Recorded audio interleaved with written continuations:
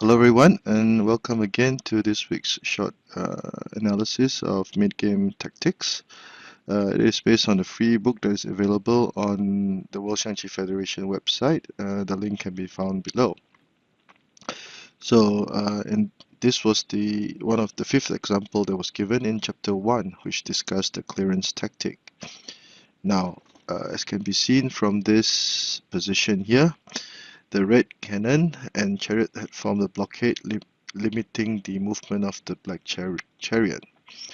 But black was compensated with a pale corner cannon and a horse that was basically commanding the the center of the board. Red had a chariot that was already on the rib file. So what should red do at this point in time? Now in the book, h8 plus 7 was given. Now capturing the pawn would allow the black horse to get to the high angular horse position, whereby it will now be a viable threat.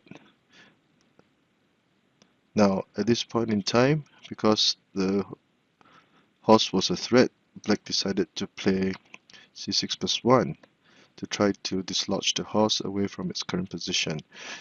Now this is not a good idea because when this is played, by moving the cannon away, the black horse would now be unprotected.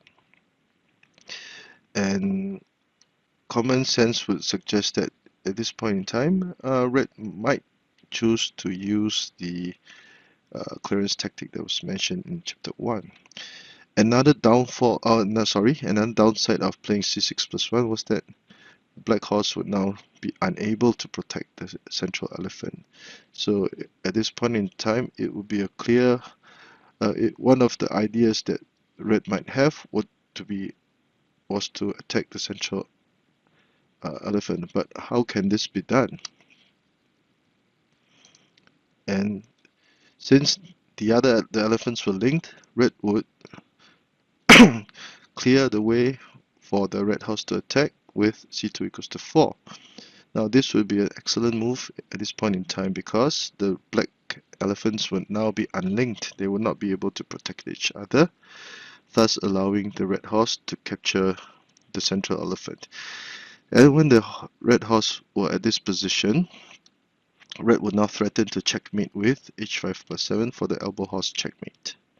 Now, because after delivering the check, the king would be forced out, but the red chariot was already in place and prepared to attack.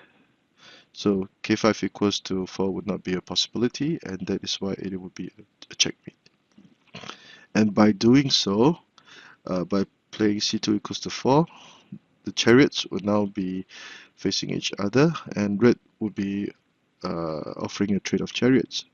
Now, this situation will be beneficial to red because the red chariot was protected by the red horse, but the black chariot was not protected by any other piece.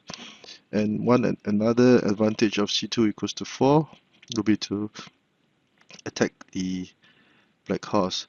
Now at this point in time, black cannot capture the red horse, or red would capture the black chariot, and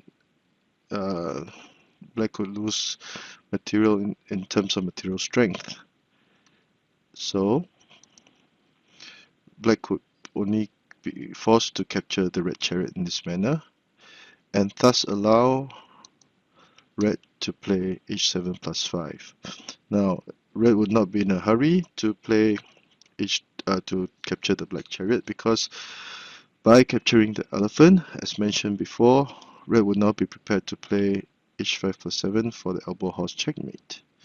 Now this would force black to defend with r1 equals to 3, such that if the check was delivered, the black chariot could capture the red horse, and although black could lose material, at least it would not be a checkmate so fast. And after this move was played, red could take his time to play h3 minus 2. So this is one example of the clearance tactic.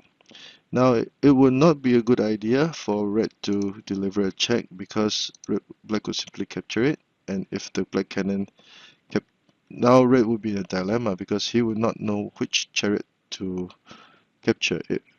Capturing either one of the chariots would mean that the other chariot would get away.